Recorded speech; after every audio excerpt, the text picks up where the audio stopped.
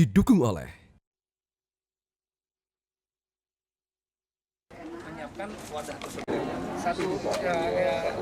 tantangan ketidakpastian global mengakibatkan semua negara mengalami kesulitan ekonomi. Oleh karena itu, Presiden Joko Widodo menekankan pentingnya memacu pertumbuhan ekonomi nasional dengan memanfaatkan APBN, APBD, dan BUMN untuk membeli produk dalam negeri. Presiden menyebut bahwa pertumbuhan ekonomi akan dengan mudah meningkat apabila semua pihak konsisten untuk mengganti produk impor dengan membeli produk dalam negeri. Presiden menambahkan hal itu juga bisa membuka lapangan pekerjaan yang lebih luas dan juga bisa berimbas dalam peningkatan usaha para pelaku UMKM. Pekerjaan ada di sana, bukan di sini. Coba kita belokkan semuanya ke sini. Barang yang kita beli barang dalam negeri, berarti akan ada investasi, berarti membuka lapangan pekerjaan, tadi sudah dihitung, bisa membuka 2 juta lapangan pekerjaan. Presiden pun menargetkan hingga Mei 2022, anggaran sebesar 400 triliun rupiah dapat digunakan untuk pembelian barang dari dalam negeri sebagai implementasi Gerakan Nasional Bangsa Buatan Indonesia. Presiden juga meminta Lembaga Kebijakan Pengadaan Barang Jasa Pemerintah atau LKPP untuk menyediakan berbagai macam produk yang dibutuhkan oleh pemerintah dalam platform yang tersedia. Pemirsa, pemerintah Indonesia menginginkan UMKM saat ini bisa masuk di penyerapan produk dalam negeri, bisa naik kelas dan menjadi kekuatan baru Indonesia. Target sudah ditetapkan oleh Presiden, bagaimana agar ini bisa terlaksana. Malam ini bergabung di Prime Time News Menteri Koperasi dan UMKM Bapak Teten Masduki, serta Kepala Lembaga Kebijakan Barang Jasa Pemerintah atau LKPP Bapak Abdullah Azwar Anas. Selamat malam Pak Menteri dan juga Pak Anas. Selamat malam Mbak.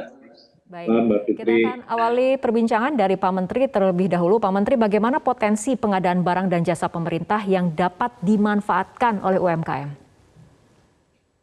Ya, sebagaimana diatur di Undang-Undang Cipta Kerja, 40% belanja pemerintah, lembaga, dan daerah itu harus memberi produk UMKM. Saya kira ya kalau sekarang kira-kira sekitar 400 triliun. Nah ini akan menjadi satu potensi ekonomi yang luar biasa bagi UMKM untuk meningkatkan kualitas produksi dan kapasitas produksinya. Karena ada kepastian produk mereka dibeli sehingga ada ini jadi momentum untuk UMKM bisa secara bertahap terus meningkatkan kualitas produksinya dan kapasitas produksinya. Oke, Pak Menteri, sebetulnya berapa UMKM yang masuk dalam pengadaan barang dan jasa pemerintah ini? Mungkin Pak Anas ya lebih tepat ini untuk menjawab ini. Oke, silakan Pak Anas. Ya, terima kasih. Jadi Presiden memberikan arahan sangat konkret kepada kami, kepada Pak Menteri Koperasi dan juga ke LKPP dan juga beberapa kementerian yang lain. Terakhir dikeluarkan Impres nomor 2 tahun 2022. Nah, LKPP memberikan ruang sebanyak-banyaknya, bahkan seperti membuat jalan tol baru sekarang, karena proses bisnis yang semula agak rumit dan panjang, sekarang kita potong mata rantai proses bisnis itu dari 8 proses tinggal 2 proses. Termasuk syarat pernik-pernik yang mestinya misalnya SNI, kemudian syarat-syarat yang lain telah kita drop sehingga memudahkan UMK kita untuk masuk. Di Pak Teten sendiri jumlahnya lebih dari 30 juta UMKM saya kira, UMK yang ada di Pak Teten, dan kami berkolaborasi dengan beliau sekarang membuat business matching dan lain-lain. Tinggal soalnya bagaimana sekarang daerah ini dan juga kementerian dan lembaga bersama-sama untuk meng-onboardkan UMK kita masuk di e-katalog dan juga toko daring, Pak. Oke, nah kita kembali ke Pak Menteri karena tadi Pak Anas sudah menyebut mengenai business matching. Ini Presiden memang sempat memerintahkan dilakukannya business matching. Ini realisasinya seperti apa Pak Menteri?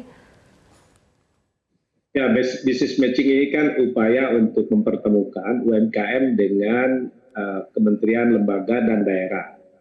Nah, saya kira di dalam business matching ini juga kami selain menargetkan tadi nilai transaksi atau komitmen, tapi juga kami melakukan coaching supaya bagaimana produk mereka juga masuk dulu ke e-katalog LKPP. Ya, target kita kan ada 1 juta ya, nanti mungkin Pak Anas bisa jelaskan detailnya. Waktu di fase pertama di Bali, saya kira sudah 214 triliun komitmen, dan saya kira per hari ini saya kira sudah totalnya 481,26 triliun, dan nilai yang sudah terrealisasi baru 113,8 triliun. Nah, ini fase kedua yang sekarang diselenggarakan di Jakarta, di Smesco, dan dilanjutkan di JCC. Kita targetkan ya seperti permintaan Pak Presiden, lebih dari 400 triliun atau sekitar 500 triliun. Nah, ini kan butuh komitmen ya. Kami dari Kementerian Koperasi kan dari sisi supply mencoba menghadirkan berbagai produk UMKM untuk pengadaan barang dan jasa di pemerintah. Tapi ini butuh komitmen juga dari kementerian lain, terutama yang 10 kementerian yang paling besar belanjanya, termasuk daerah dan BUMN. Kami optimis lah bisa mencapai target 500 triliun itu kalau semua kolaborasi untuk memastikan pengadaan ini menyerap produk UMKM. Oke, kita kembali ke Pak Anas. Pak Anas, untuk mempermudah UMKM diserap ini, Anda sempat mengusulkan mengenai program kartu kredit daerah yang kemudian juga mempermudah akses e-katalog. Nah, ini sejauh mana sudah berjalan dan apakah kemudian sudah satu frekuensi juga dengan kebijakan pusat atau seperti apa, Pak Anas? Ya, baik, terima kasih. Jadi arahan Bapak Presiden memang perni-perninya harus diberesin bersama ya, supaya landing sampai ke bawah. Nah, salah satunya terkait dengan kartu kredit pemerintah. Ini memang bekerja keras beberapa hari ini dengan teman-teman, dengan Kementerian Keuangan, Kementerian Dalam Negeri, ini support luar biasa. Jadi untuk mempermudah UMK bisa dibeli oleh pemerintah daerah, salah satunya adalah kartu kredit pemerintah daerah. Karena selama ini teman-teman UMK enggan jualan langsung ke Pemda, karena dihutang bisa 3-6 bulan. Nah, dengan kartu kredit pemerintah ini akan lebih mudah, karena kita kerjasama dengan Himbara, pemerintah bunganya 0% sampai 3 bulan, sementara dengan kartu kredit, UKM nanti akan mudah bisa langsung mendapatkan pembayaran. Nah, beberapa instruksi dari Presiden sudah terbit, kemudian surat edaran Mendagri sudah, kemudian Permen-Q-nya juga sudah. Nah, tinggal menyelesaikan Permendagri 77 supaya teman-teman segera membuat peraturan pertanggungjawaban keuangan di para bupati dan wali kota di seluruh Indonesia. Harapan kami minggu ini insya Allah selesai, Mbak, sehingga dengan begitu nanti ini bisa segera tuntas sampai ke bawah. Tinggal sekarang sosialisasinya memang, karena ini barang baru dan tentu e-katalog juga sama, Mbak. Dulu saya ketika jadi bupati 10 tahun itu tidak bisa membuat e-katalog lokal karena syaratnya memang panjang dan sulit kira-kira gitu untuk memenuhi SDM-nya. Nah, sekarang dengan arahan Bapak Presiden yang baru, kami langsung tetapkan semua kabupaten kota sekarang bisa mengelola e-katalog lokal dan toko daring. Nah, dengan demikian maka produk-produk itu tidak harus ke pusat, tidak harus melalui LKPP di Jakarta. Dan ini kesempatan bagi para pengusaha lokal untuk memasukkan produk-produk lokal. Apalagi yang syarat-syarat SNI yang berat yang tidak terkait dengan keselamatan jiwa dan lain-lain sudah sepakat kita drop, sehingga ini menjadi kesempatan bagi pengusaha lokal untuk datang ke Pemda, UKBPJ untuk bisa memasukkan produknya di e-katalog dan juga di toko daring di tingkat kabupaten kota. Baik, selanjutnya usai jeda, Pak Menteri, kita akan membahas sebetulnya bagaimana kondisi real kekuatan ekonomi UMKM selama ini. Tapi kita ikuti jeda berikut terlebih dahulu.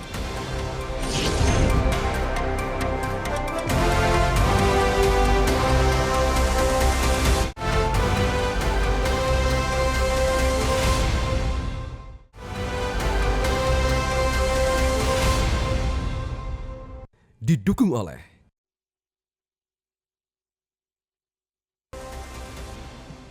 Pemirsa, peran dan potensi UMKM diketahui sebagai penyumbang produk domestik bruto nasional yang berperan penting dalam pertumbuhan ekonomi Indonesia.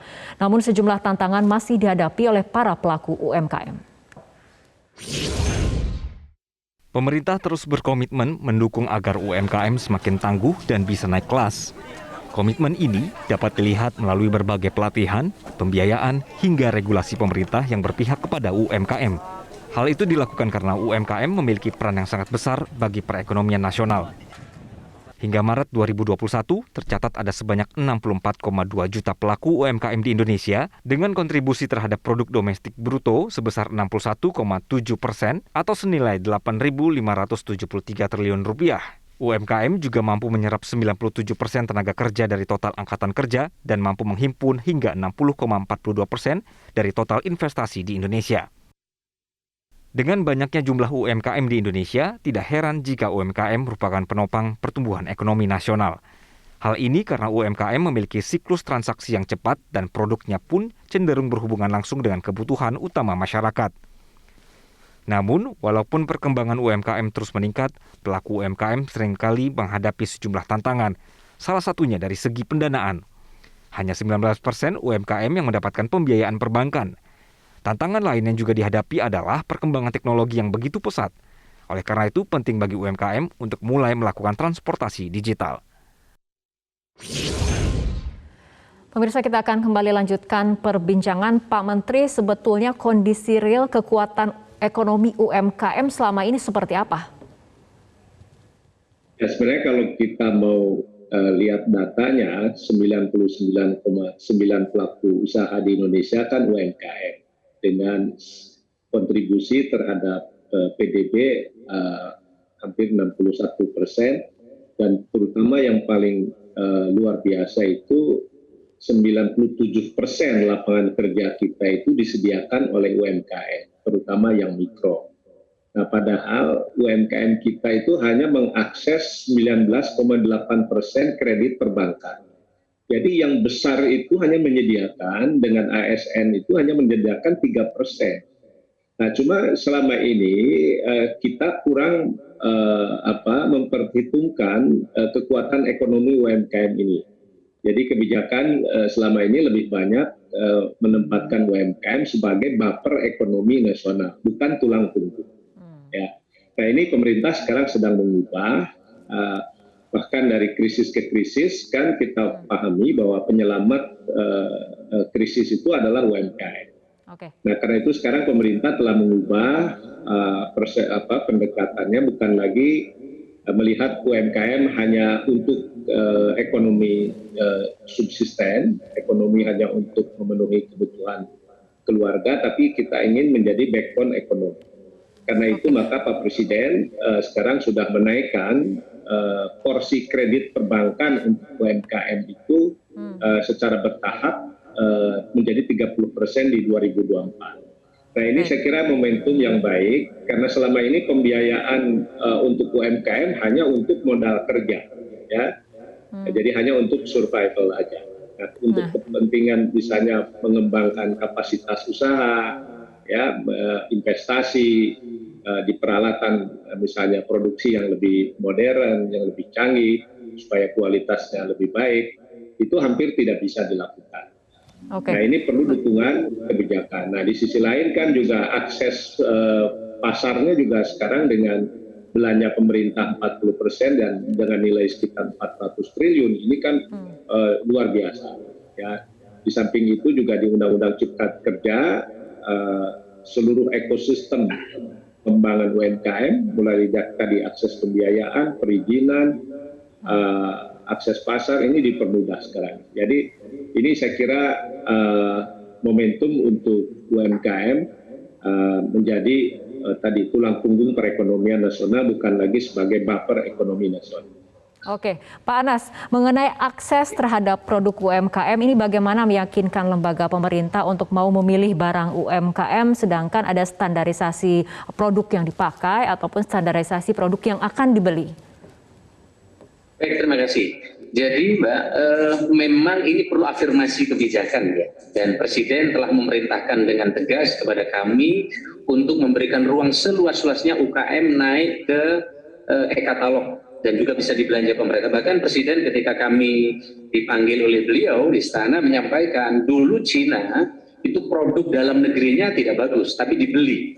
Tapi begitu terus dibeli, maka kemudian produknya menjadi bagus. Jadi saya kira kebijakan Bapak Presiden mengeluarkan Perpres 12/2021 yang mewajibkan 40% belanja UMK. Sebenarnya ini kebijakan yang nyata yang diberikan untuk UMK. Nah, tinggal bagaimana teman-teman di daerah bisa mengeksekusi ini, menjalankan ini. Nah, kemarin tidak termonitor dengan baik. Nah, kemarin Bapak Presiden telah memanggil kami, BPKB, BPKP, kemudian Pak Kejaksaan Agung, Pak Kapolri, untuk memonitor bagaimana belanja daerah ini betul-betul untuk UMK dan produk dalam negeri. Nah, sekarang ini di sistem perencanaan yang masuk ke kami namanya disirup, pasca pertemuan di Bali memang tampak terlihat signifikan. Nah, yang terbaru ini Pak Deten adalah 561,6 triliun untuk lewat penyedia, di mana pemerintah pusat itu 287,5 triliun, pemerintah daerah naik menjadi 274 triliun. Dan hari ini kami tadi mendapatkan laporan karena perintah Bapak Presiden, BUMN terus menyisir agar belanjanya menggunakan produk dalam negeri dan UMK. Nah, dari sini harapan kami dengan adanya regulasi yang baru, aturan yang lebih detail termasuk penggunaan kartu kredit dan diintegrasikan sistem belanja pemerintah antara LKPP dengan Sakti yang dimiliki Kementerian Keuangan, nanti menjadi lebih terukur Mbak belanjanya. Selama ini arahan dari Bapak Presiden tidak bisa dikontrol apakah sudah dibelanjakan betul oleh pemerintah. Nah, dengan adanya disirup yang baru, perencanaan dari semua daerah yang masuk ke LKPP sebesar per hari ini 561,8 triliun yang lewat penyedia, nanti ini akan kita kontrol. Betul kata Pak Deren tadi. Apakah ini diisi untuk PDN benar dibelanjakan enggak? Nanti akan dikontrol. Bahkan beliau kemarin memerintahkan Menpan RB untuk ikut mendorong dengan memasukkan target kinerja birokrasi dengan pembelian UMK dan PDN. Jadi kalau selama ini ada penilaian akuntabilitas kira-kira itu. Oke, kita akan kembali ke Pak Menteri. Terakhir, ini bagaimana sebetulnya pemerintah membuat ekosistem yang lebih stabil di sektor UMKM sehingga kemudian membuat UMKM ini naik kelas, termasuk kemudian menjawab berbagai kendala ketika pelaku usaha UMKM ini harus kemudian menghadapi ataupun terjun ke market yang lebih luas. Ringkas saja, Pak Menteri.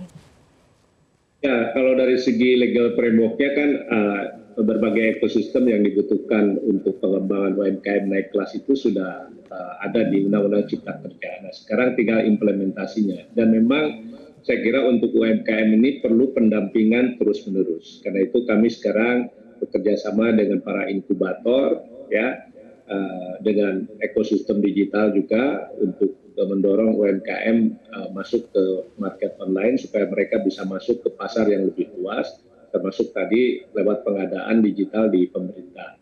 Nah, ini yang kita akan terus lakukan, saya kira selain bagaimana akses kepada pembiayaan, akses kepada pasar kita terus perkuat. Baik, kita harapkan UMKM ini betul dapat bisa naik kelas hingga menjadi kekuatan ekonomi yang baru. Terima kasih Menteri Koperasi dan UMKM Bapak Teten Mas Duki dan juga Kepala Lembaga Kebijakan Barang Jasa Pemerintahan LKPP Bapak Abdullah Azwar Anas telah berbincang bersama kami malam hari ini dalam Prime Time News.